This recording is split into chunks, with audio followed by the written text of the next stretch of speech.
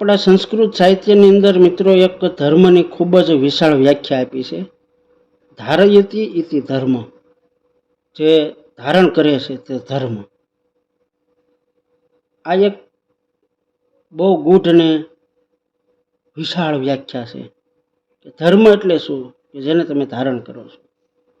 આપણે અને આપણી આજુબાજુની જે તમામ સૃષ્ટિ છે એ જેને આપણે ધારણ કરીએ છીએ, જેના આધારે આપણે ટકી રહ્યા છીએ, એ આપણો ધર્મ છે. અને એક શબ્દ આવે છે સનાતન. તો સનાતન એટલે કે આપણે આ પૃથ્વી ઉપર નહોતા અને અત્યારે છીએ, અને અમુક ટાઈમ પછી આપણે નહીં હોઈએ પાછા, પણ છતાં જે તત્વો હંમેશના માટે છે જ, આપણે નહોતા ત્યારે હતા, આપણે સહી ત્યારે છે, અને આપણે નહીં હોય ત્યારે પણ હશે, એવા જે તત્વો છે એને સનાતન કીધું છે. એટલે કે સનાતન ધર્મ, કે આ તત્વોને ધારણ કરીને આપણે જીવી રહ્યા છીએ. દાખલા તરીકે હવા, પાણી, પર્વત, નદી, આ વનસ્પતિ છે, આપણી આજુબાજુના પશુ પ્રાણી, આ બધું છે એ રહેવાનું છે. આપણે આવ્યા ત્યારે હતું, એની પહેલાં હતું, પછી રહેવાનું છે. તો આ બધા સનાતન તત્વો છે. તો એ સનાતન તત્વની આપણે પૂજા કરવાની. પૂજા એટલે કે સેવા, એનું રક્ષણ કરવાનું, પાણીનું રક્ષણ કરવાનું, વનસ્પતિનું રક્ષણ કરવાનું, આજુબાજુની જે પ્રકૃતિ છે એ તમામ પ્રકૃતિનું રક્ષણ આપણે કરશું તો એ આપણું રક્ષણ કરશે. એટલે જ સંસ્કૃતની અંદર એક પંક્તિ છે કે ધર્મ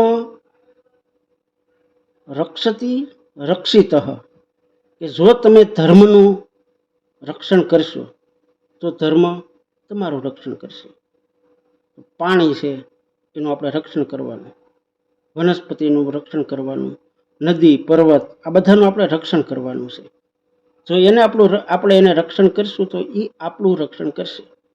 જો એનું રક્ષણ નહીં કરીએ, એનું ધનોત્પન્ન કાઢી નાખશું સૃષ્ટિનું, તો એ આપણે આપણું ધનોત્પન્ન કાઢી નાખશે. આ બેશક શંકા વગરની વાત છે.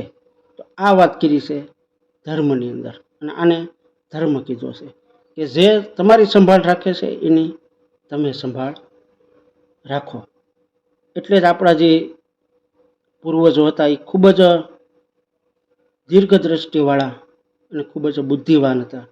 એટલે સૃષ્ટિના જે તમામ તત્વો છે એની સાથે આપણા કૌટુંબિક સંબંધો જોડી દીધા છે. તમે જુઓ તો બિલાડીને માસી કીધી, મીંદડી નીકળે કે જો તાર માસી નીકળે. સૂરજ છે એને દાદા કીધા, સૂરજ દાદા. ચાંદાને મામા કીધા, ચાંદા મામા. ચાંદા મામા આવજો, અજવાળા લાવજો, સાથે તમે તારાઓની મોટી સેના લાવજો. આવું બાલગીતે આવતું. પછી કૂકડા છે, કૂતરા છે, ગાય છે, બળદ છે, ભેહું છે, પાડા છે. પછી વનસ્પતિમાં પીપળો છે, તુલસીને આપણે માતા કીધી. આ બધા આપણે કૌટુંબિક સંબંધો જોડી દીધા.